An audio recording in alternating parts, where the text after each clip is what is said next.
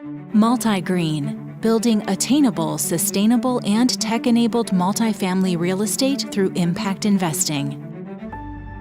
Welcome to the MultiGreen podcast. I'm your host, Randy Norton, and today we'll be speaking with Mark Goldberg, Kent Smutny, Levi Naas, and Dave Ray, who together make up a vital part of our Beacon 1 project set for development in the greater Seattle, Washington submarket of Bremerton. With over 100 years experience in the real estate industry, our 5 professional perspectives provide a very comprehensive overview about the unique value this project offers and how it has instilled a sustainable, repeatable, and cost-effective model for rapid estimation and analysis. Here is the BIM team. Listen to them render. Enjoy our conversation. So let's dive right in. Mark Goldberg, you brought this project to us almost a year ago, and you flew into Henderson, Nevada to present it. Tell us more about Beacon 1 and why you like Bremerton, Washington. Well, first, more important is why you and I got hooked up. Okay. When I sent our package about our projects in Bremerton to you, I also sent a white paper about our methodology about how buildings need to be built in this country. And when we sat down, myself and Bert Barrow, who you know, we spent the first 2 hours talking about the methodology and technology, and we did not have one sentence shared between us about the building. And finally, after how many hours, you said, "Oh, by the way, you're the first guy that I've ever talked to in the construction industry who's on the same page as I am." I remember. And I literally, I had a hard time keeping myself in my chair because I've spent several years trying to talk to and find somebody who was looking about and had a vision of what the future of this industry needed to be and where it needs to go. And you were that guy. And here we are over a year later. To your question about Bremerton, I need to back up a little bit. So I've been in the greater Seattle area doing the same thing now for over 40 years. And people who know me in this part of the world know that I've been a pioneer in several different neighborhoods. See, back 40 years ago, 35 years ago, 30 years ago, Seattle was a pretty wide open place. It wasn't anything close to being built out. So coming from the East Coast, coming to a place like Seattle, it wasn't rocket science for me to see when the rest of the country finds out about this place, it's going to be Katie, bar the door. So I would look at neighborhoods like, where's it going to happen next? But the critical question was always, why is it going to happen there? So without going into, the past neighborhoods I was involved in, because unless you're from Seattle, that wouldn't mean anything, why I chose Bremerton is now becoming obvious to the rest of the world. We have a major transportation problem in this greater Seattle area.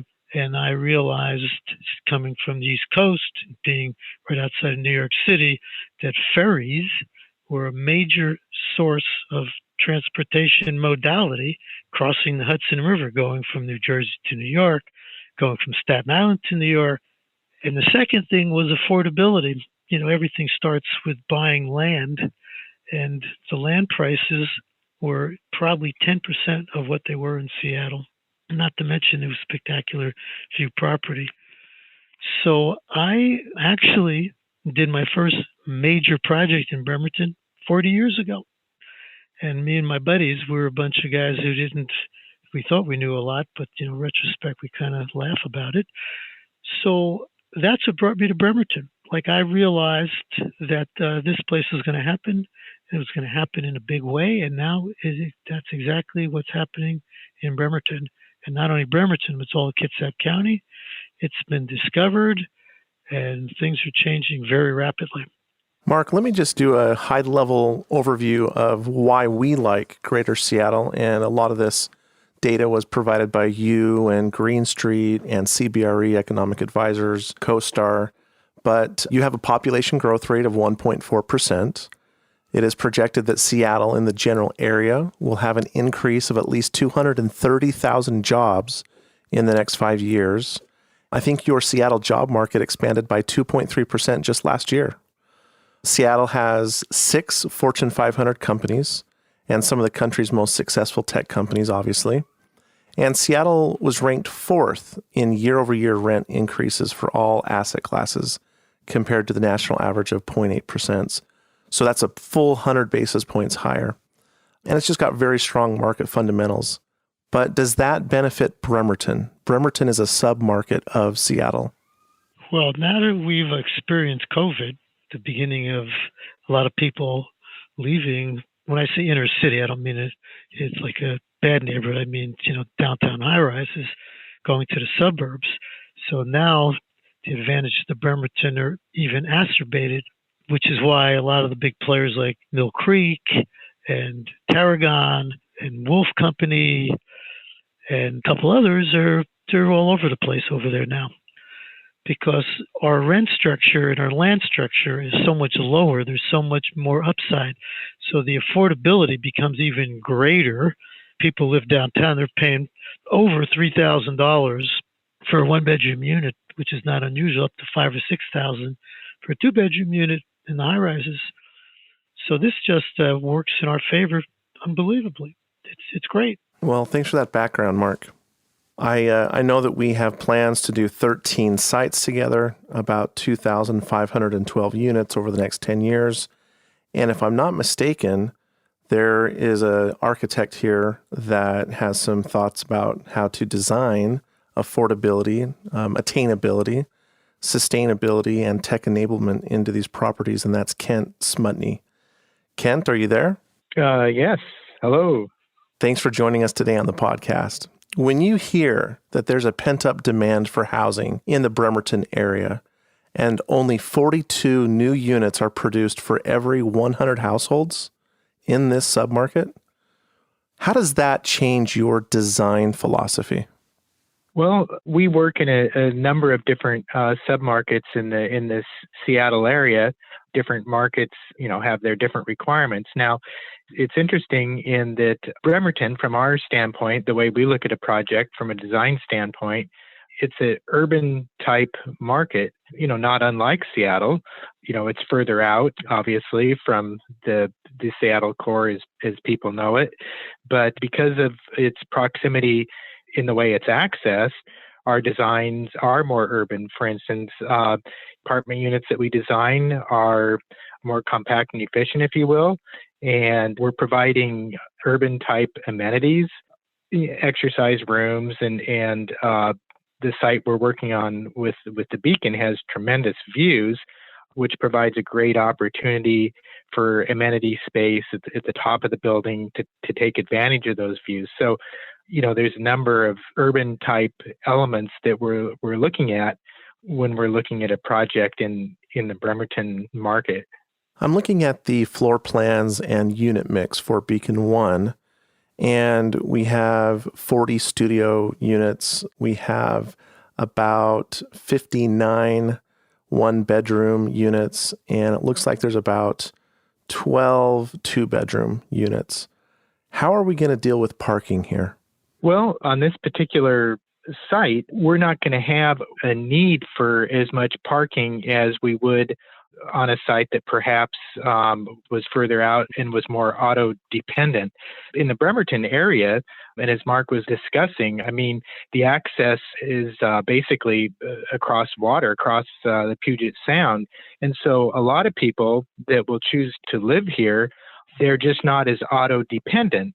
We have parking at the base of this building, but it's, we don't have to provide the suburban 2 cars per unit type of thing, just because the Bremerton area is not completely auto-dependent like other areas. Great. One more question I have for you in regards to the design. What did you design this in? And if you were using any BIM technologies or methodologies, what level of detail would you say that you took this to? Yeah, so when we speak of BIM, there's a number of different programs that can be used to model a project. And basically, we use Revit. Revit's a tool that we first started using in the early 2000s. as time has gone by and new versions are introduced, just like any technical program, our ability to detail the building just becomes more and more complex. So, when we first started using Revit, we were kind of using a combination of 2D drawings and learning the power of BIM and being able to model a project to where we are today on the Beacon project. The entire building is modeled, and even getting down into the detail of cabinet and finishes, all of those items are all modeled within the building. Other details, if you can kind of think that you would have in a large building like this, as far as the windows, elevators, there's so many manufacturers now that they offer 3D elements of their product that we take those then and incorporate it into our 3D model that we're constructing of the building. And so now using BIM, we have a tool where we can look at the building in any manner that anybody wants to. If someone wants to look at a particular corner of the building or how two units next to each other interface, we can see all of that in 3D. We're no longer just relying on looking at flat, if you will, floor plans. Now we can still produce those flat floor plans with the BIM model, and for instance, jurisdictions like that tool to be able to do their building permit review. But basically, we have an opportunity to, as we're exploring the design, we're able to do that in 3D. And then when we get further along, as I mentioned, we're seeing all the detail in 3D as well. I appreciate that, Kent. I'm going to pivot over to my associate and partner in this BIM world, and that is Levi Naas. He's our Director of Development here at MultiGreen. This is a very unusual scenario, Levi, where we are working with a landowner or a land developer where a project is nearly fully baked and they are proactive in using very advanced Revit models. When you approach Beacon 1, what are you thinking, and where do we take our BIM from here? Looking at the Beacon project, we get really excited when we see the consultants with the architects and engineers going in and using the Revit models and the Civil 3D models to actually start their work. For us, it gives us a big leap into understanding the realization of the project and what it's going to take to build this project during the construction process. When we first get these models, though, with MultiGreen, we're trying to standardize every project that we come across, and that goes down to the detail types, to the metadata that sits within these models, to how we want to go in and analyze these models, whether it's for building performance or for constructability. So one of the first components that we start going through in an assessment when we do have a highly developed model such as this, we do an assessment and a gap analysis to identify, okay, well, what areas do we need to condition these models to so that they meet the MultiGreen standards and specs? If there are any gaps, what we'll end up doing is we'll start either remodeling or adding additional metadata. Sometimes we actually have to filter out some of that metadata because we just don't need all of that for the project, or depending on who the manufacturers are that supply some of these Revit components, they do it in their own style. So a lot of times we go through and we have to aggregate all that data and recondition it and organize it so that it meets what our expectations will be.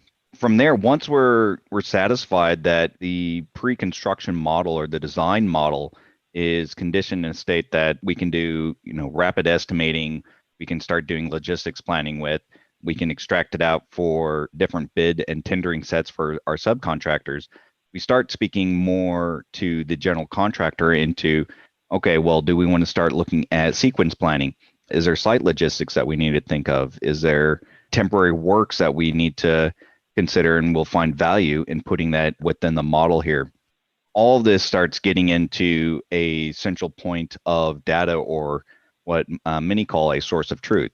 In the past, that really just meant that the source of truth had all the consultant's information baked into the model. It had all the drawings, specifications, and calculations.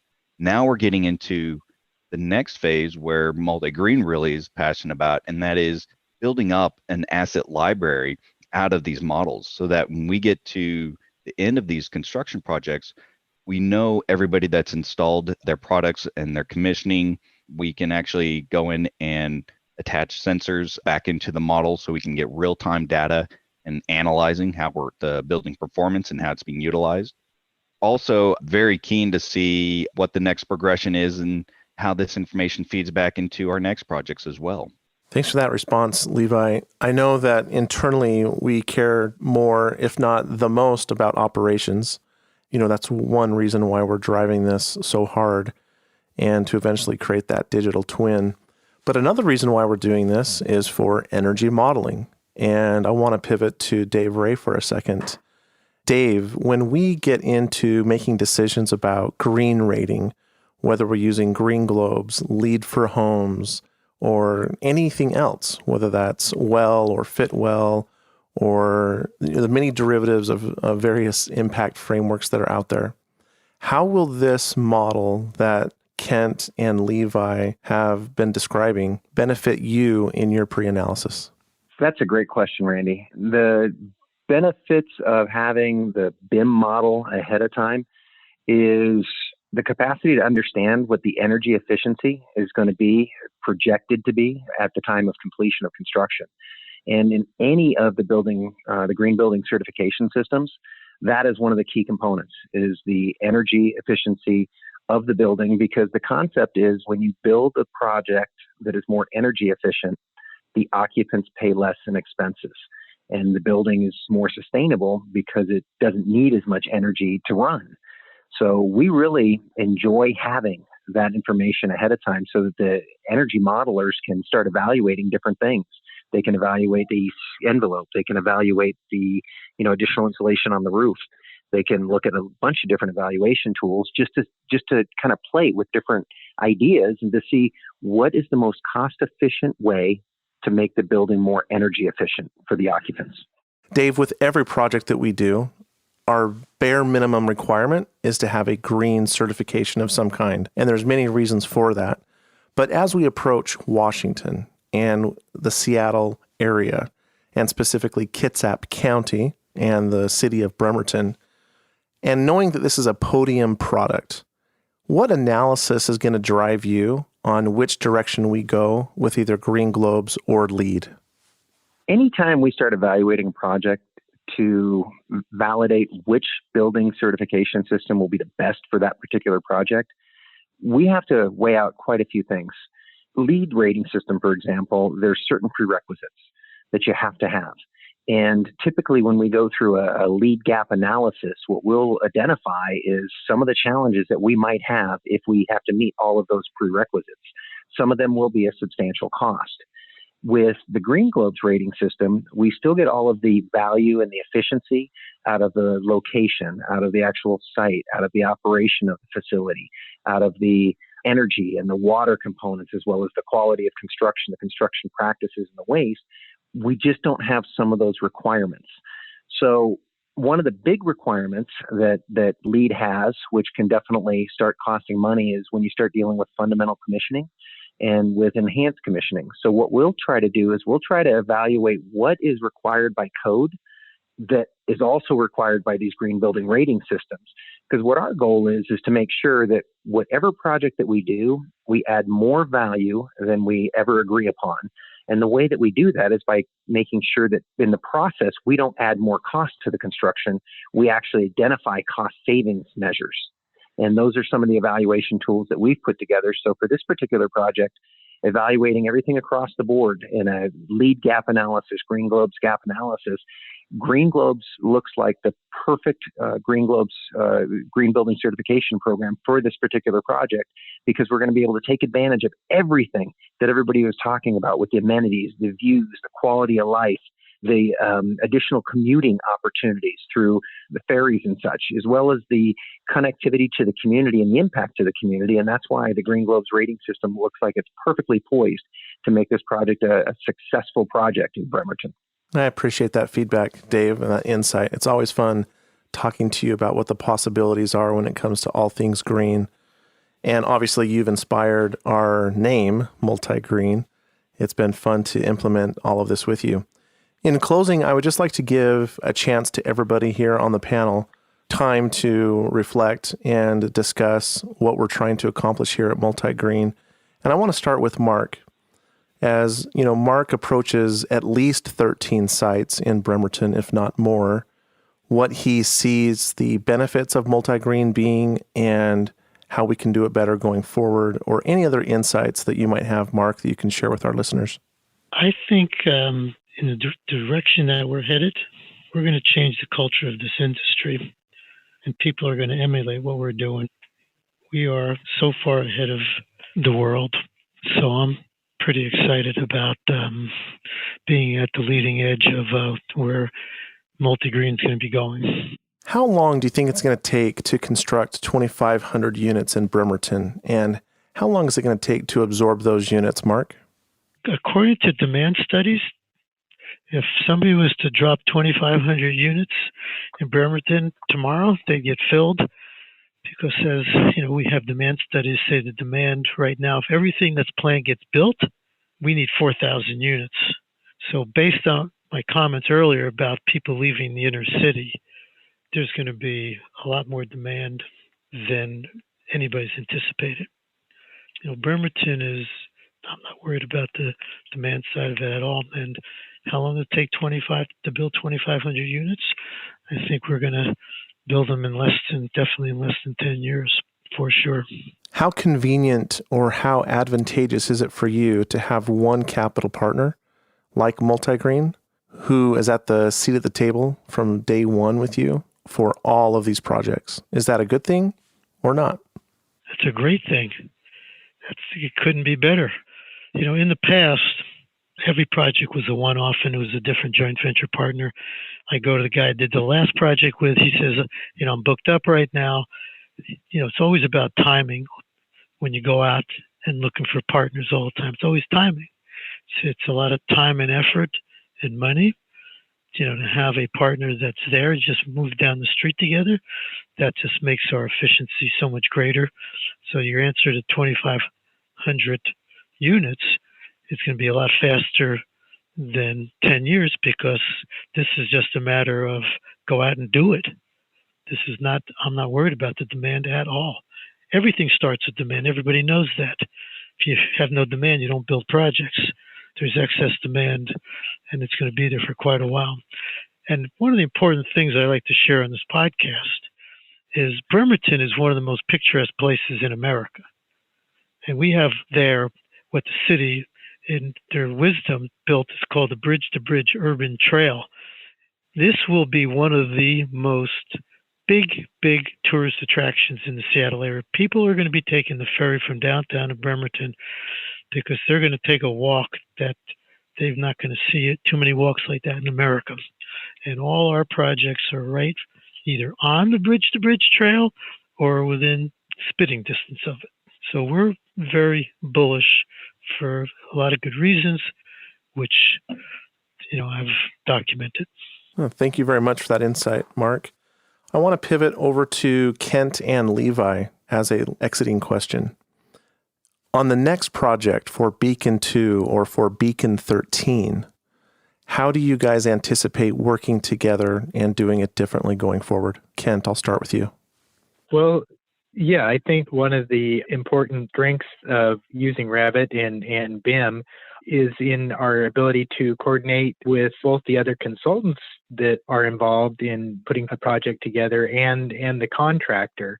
The kind of traditional approach is the architect did his thing and the other folks, you know, they followed on with their pieces, where when we get into the world of BIM, we can all be concurrently working at the same time and coordinating our different pieces of the puzzle and taking input from the contractor immediately during the design process rather than waiting until we have, you know, quote unquote, finished bid drawings that then, you know, the contractor ends up having to go through kind of a second step of value engineering and analyzing, you know, in a separate vacuum, if you will, where this really gives us the ability to get all input basically at the same time, consultant, owner, and contractor. Thanks, Kent. And Levi? Over this past year, MultiGreen has really matured in its understanding and how to leverage BIM technologies and lean practices for the consultants onto the contractors. So we're going through right now, and we're going to be publishing design construction standards along with our Revit family templates and family libraries. So that gives everyone, when they start a new project, a big boost so that we're not having to go back through and retrospectively condition these models, that they're already preemptively having the metadata that we're seeking, or at least the fields that we plan to populate during the life of the project. And as what Kent was describing, we're definitely going to be using a design collaboration platform on the BIM 360, where everyone can house their documents, they can track their design workflows, and really begin to collaborate and resolve issues early on before we get out to the construction site. And that'll leverage us even more when we start doing feasibility and rapid estimating and playing out different what-if scenarios, which could be impactful, whether it's monetary or we're just looking at building performance, like what David Ray is talking about, and testing out different scenarios for the benefit of these projects. I appreciate that, Levi. Dave, how are we going to do this going forward in Bremerton? 13 projects over the next 10 years. Does that change your approach? Absolutely. Anytime we can work with the same team and use the same practices, it makes everything more efficient.